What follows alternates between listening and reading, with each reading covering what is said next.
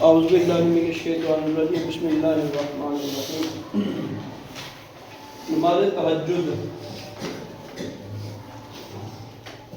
عشاء پڑھ کر سو رہنے کے بعد جس وقت جاگے وہ تہجد کا وقت ہے، مگر رات کے پہلے تہائی حصے میں پڑھنا افضل ہے۔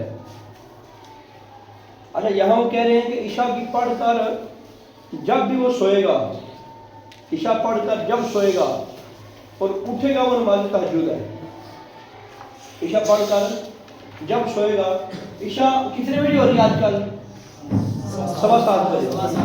نماز پڑھ کے وہ سو گیا اور 8 بجے اٹھ گیا، یا اس کو تھوڑا سا نیند کا جھونکا آ گیا، تھوڑی دیر کو سویا، آدھا منٹ ہی سویا، وہ 8 بجے اٹھ گیا۔ اب 8 بجے بھی جو نماز پڑھے گا وہ تہجد ہی ہوگی، یہ نہیں کہ صبح فجر کی اذانوں سے پہلے جو پڑھے گا تو وہ تہجد ہے۔ رات 12 بجے پڑھے پھر بھی تہجد ہے، 10 بجے پڑھے، 9 بجے پڑھے، 11 بجے پڑھے، وہ بھی تہجد ہے۔ اس میں سونا شرط ہے، اس میں سونا شرط۔ اچھا، اگر کوئی بندہ سویا نہیں ہے تو کیا وہ نفل پڑھے نا؟ یہ بھی ہمارے بعض بندوں کو پرابلم ہوتی ہے، وہ کہتے ہیں نہیں یار تہجد کی نماز تو نہیں پڑھ سکے، لیکن اس کے پھر بھی نفل ہو جائیں گے۔ وہ رات کے نفلوں کا قیام اللیل کا بڑا ثواب ہے، اس کو وہ بھی ثواب انشاءاللہ مل جائے گا۔ جب موقع ملے تو یہ سمجھ کے نہ چھوڑیں کہ یار تہجد کے لیے تو سونا شرط ہے، ہم سوئے نہیں ہیں تو ہمیں تو ثواب ہی نہیں ملنا۔ تو جب بھی وہ نفل پڑے گا نفلوں کا ثواب اس کو مل جائے گا، لیکن تہجد کی جو خاص نماز ہے اس کے لیے سونا شرط ہے۔ سوئے گا تو وہ تہجد ہو، بجا چند لمحے سو رہے۔ وہ کہتے ہیں تہجد کا وہ وقت مگر رات کے پہلی تہائی حصے میں پڑھنا افضل ہے۔ رات کے 3 حصے کر لیں، عشاء سے لے کے اذان فجر تک 3 حصے کر لیں۔ 6 گھنٹے کی رات ہے، مثال کے طور پہ 6 گھنٹے کی رات ہے، تو جو اذان فجر سے پہلے 2 گھنٹے ہیں نا جی، پہلے 2 گھنٹے، ان 2 گھنٹوں کو وہ پہلا وقت کہہ رہے ہیں، پہلی تہائی کہہ رہے ہیں۔ نہیں سمجھے؟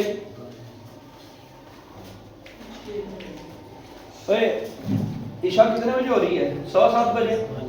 7:15 فجر کتنے بجے ہو رہی ہے؟ 4:30 اذان 4:30، 7 سے 4:30۔ اب یہ 7 سے 4:30 کو 3 حصے بنا لیں، 3 حصوں میں تقسیم کر لینا۔ پہلا حصہ تقریباً یہ کہہ لیں کہ رات اپنا دوسرا 10 بجے تک، پھر 1 بجے تک، پھر 1 بجے سے لے کے 4:30 بجے تک۔ اب یہ 1 سے 4:30 بجے والا حصہ ہے نا، اس کو وہ کہہ رہے ہیں پہلی تہائی۔ اب آگے سمجھ، تو اس وقت جو رات کے قریب والا اذان فجر کے قریب والا ٹائم ہے، اس میں پڑھنا زیادہ افضل ہے۔ ویسے تو بندہ عشاء کے فوراً بعد سو کے پڑھے گا تہجد پھر بھی اس کی ہو جائے گی۔ تہجد سنت ہے اور بنیت سنت پڑھی جاتی ہے، کم سے کم 2 رکھتے ہیں اور زیادہ سے زیادہ 8 رکھتے ہیں۔ ان سے زیادہ پڑھنا چاہے بندہ زیادہ بھی پڑھ سکتا ہے، تو نفل ہوتے جائے گا۔ 8 کی وہ نیت کر دے تہجد کی، آگے بندہ ویسے نفلوں کی نیت کرتا جائے۔ دن کے نفل میں 1 سلام سے 4 رکعت سے زیادہ اور رات کے نفل میں 1 سلام سے 8 رکعت سے زیادہ پڑھنا مکروہ ہے، اور افضل یہ ہے دن ہو رات ہو 4 رکعت پر سلام پھیرتے ہیں۔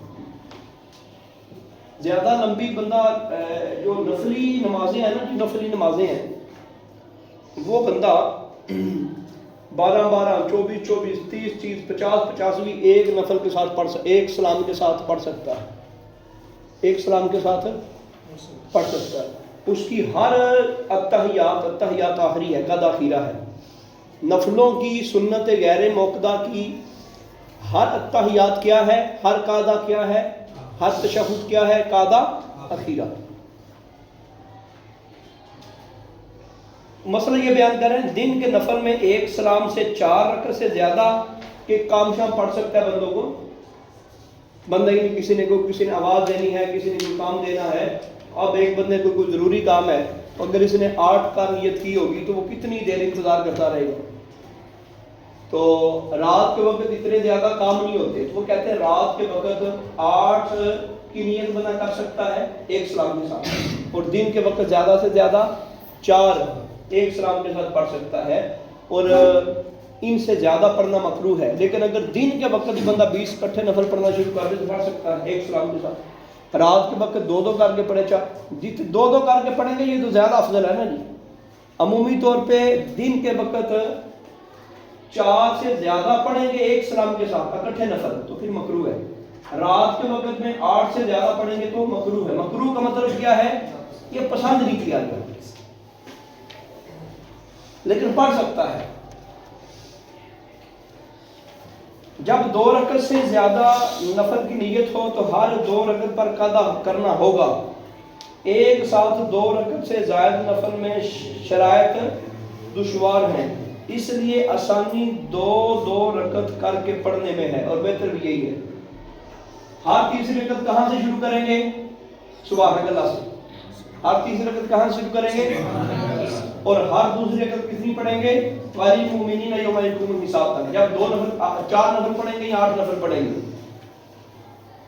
آپ کو مسئلہ ہے بھائی؟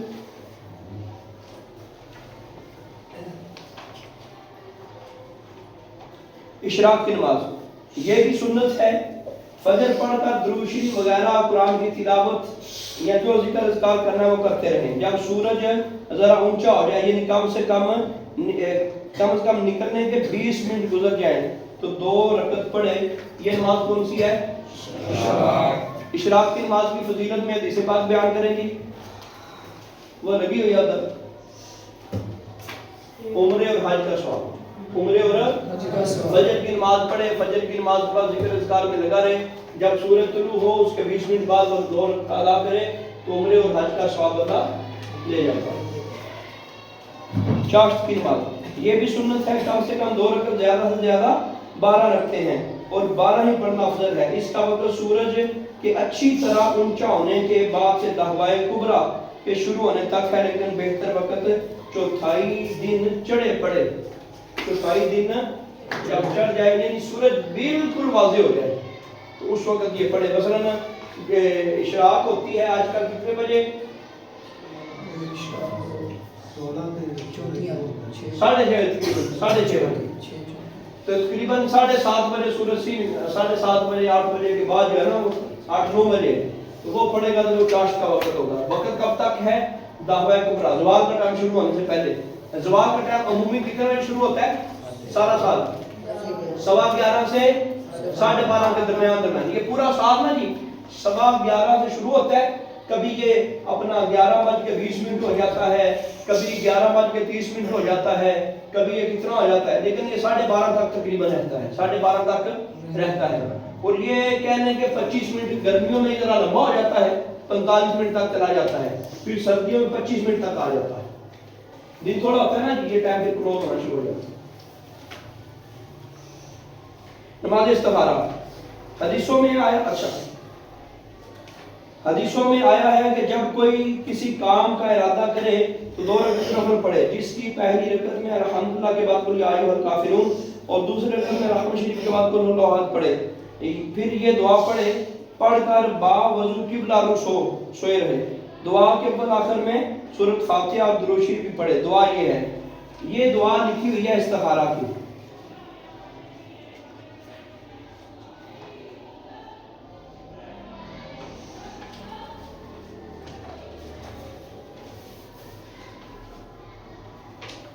یہ دیکھیں نا امر لکھا ہوا ہے، آپ عربی دیکھیں نا جی دعا میں جہاں جہاں امر لکھا ہے، 2 جگہ پہ امر لکھا ہے۔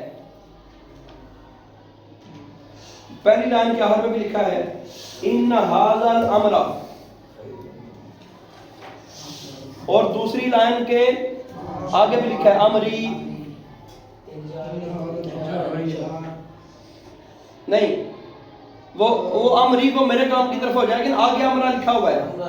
ہاں ان ھذا الامر، ان ھذا الامر یعنی یہ امر، یہ کام، تو اس کی جگہ پہ آپ اپنی ضرورت کا نام لے سکتے ہیں۔ مثلا ھذا سفر خیر لی، یہاں لکھا ہے ان ھذا الامر، تو آپ اس کی جگہ پہ کہنے اگر سفر آپ نے کرنا ہے تو آپ کہنے ھذا سفر خیر لی، میرے لیے سفر خیر والا ہو، آسانی والا ہو۔ اور دوسرے میں ھذا سفر شر لی، یہ سفر میرے لیے برا نہ ہو. تو آپ اگر وہ نہیں لفظ کہیں اور جب امر کی بات آئے تو اپنے ذہن کے اندر ویسے کام ذہن پہ رکھنے کہ میرا یہ کام ہے. تو یہ دعا کرنا بھی آتی ہو تو اس کا آسان ترجمہ یہی بنے گا کہ یا اللہ پاک تو ہر قسم کے غیب کو جانتا ہے، تو میں یہ کام کرنا چاہتا ہوں، میرے لیے اس کام کے اندر خیر رکھ دے، اس کام کے شر سے مجھے بچا دے، اور جو میرے حق میں بہتر ہے میرا ذہن اسی طرح مطمئن ہو جائے میں وہی کروں. تو یہ استخارے کی دعا ہے، اللہ سے خیر طلب کرنا، اللہ تعالیٰ سے مشورہ کرنا، یہ استخارے کے معنی ہوتے ہیں. تو نبی پاک صلی اللہ علیہ وسلم اور صحابہ کرام بڑا استخارہ کیا کرتے تھے. تو استخارہ کرنا چاہیے، جب بھی کوئی مشکل آئے، جب بھی کوئی اچھا کام کرنے کا ارادہ ہو تو اس سے پہلے آپ استخارہ کر لیے گا. استخارے پر بھی ہم نے ایک ترجمہ بڑی تفصیل سے پڑھایا ہوا تھا، وہ میرے چینل پہ موجود ہے.